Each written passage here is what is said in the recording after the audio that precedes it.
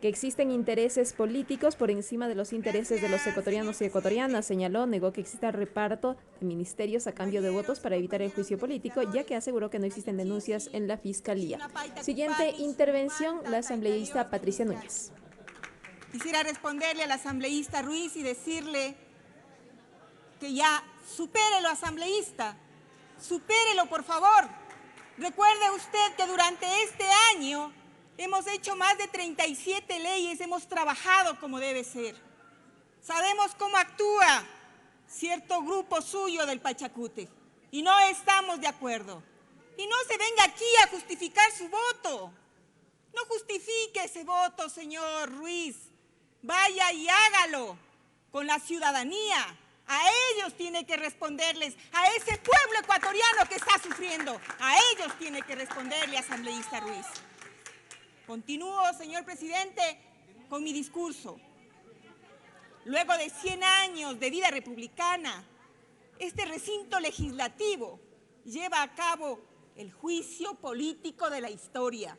Hace un siglo, en condiciones similares, la plutocracia bancaria pretendió perennizarse en el poder, pero la fuerza de nuestros trabajadores resistió el autoritarismo. En palabras de Joaquín Gallegos Lara, ante la acometida de los obreros, la policía se vio obligada a repeler la agresión con las armas, siendo secundada por el ejército que entonces se distribuyó en la ciudad. Así se reprimió a los obreros. Al parecer, el proyecto político del gobierno de la banca tiene dos objetivos: repartirse el erario nacional entre los grupos oligárquicos y arremeter contra quienes ejercemos oposición política, sea por la fuerza de las armas o por el uso ilegítimo de la justicia para encarcelar a sus detractores.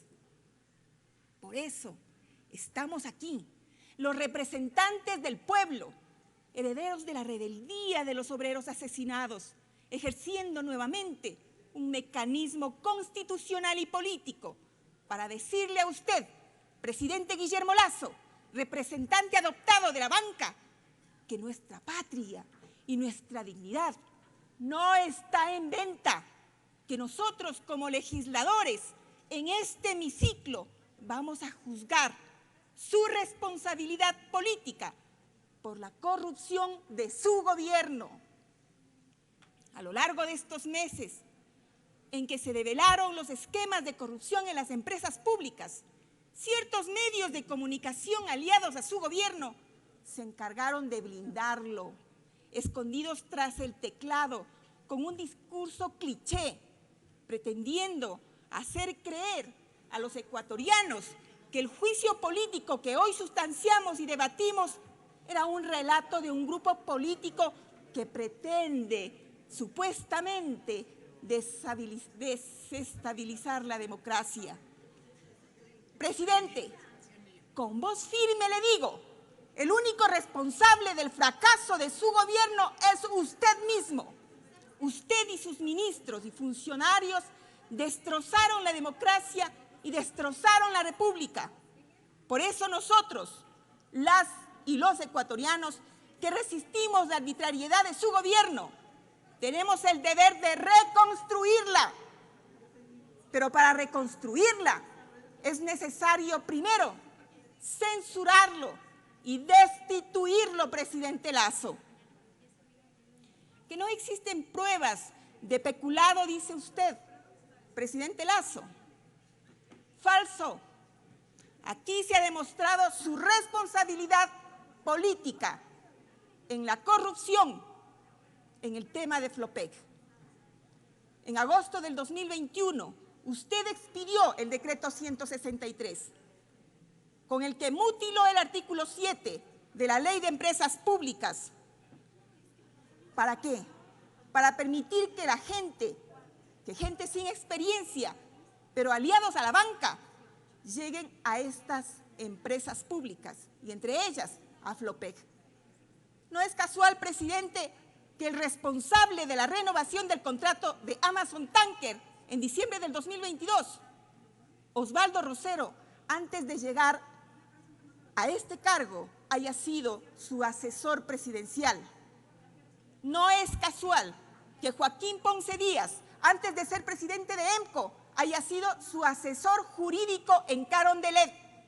Su propósito siempre fue tener la mayoría en estas empresas públicas, que su círculo sea quien maneje Flopec y que el dinero de los ecuatorianos quede en manos de la plutocracia bancaria. Presidente Lasso, nosotros los legisladores y los ecuatorianos no cedemos ante las argucias de sus abogados. No juegue con la inteligencia de los ecuatorianos al afirmar o que no existe peculado o que el peculado es por omisión. Todo lo contrario, el peculado está demostrado con los informes jurídicos, comercial y técnicos emitidos por la gerencia de Flopec en enero del 2022. Y aquí se estableció 3 hechos que motivan el peculado. El primero, sobreprecio en la renta de buques de Flopec a Amazon Tanker con un perjuicio de $6 millones anuales. Segundo, sobreprecio en el valor de los fletes de Flopec a Petroecuador. Su gobierno le alquilaba los buques a Petroecuador con sobreprecio. Ese sobreprecio beneficiaba a particulares. Tercero, sobreprecio en las comisiones que percibían los brokers por ubicar fletes a Amazon Tankers. Negocio redondo. Mientras desgranaban las arcas del Estado, favorecían a terceros privados. Ciudadanos que nos escuchan, esto tiene un solo nombre y es peculado. Peculado. Presidente, o usted ejerce el gobierno con total estulticia o usted es consciente de estos esquemas de corrupción. En ambos casos queda demostrada su responsabilidad política. Colegas legisladores, quiero aclarar que en este juicio político se está jugando el peculado de Flopec. Pero esto no puede borrar la corrupción de su gobierno. Según el medio de comunicación Primicias, existe un perjuicio de $644 millones a Petroecuador por contratos petroleros. Y aún no se ha cuantificado la afectación a los recursos del Estado por la corrupción en SELEC y en CENEL.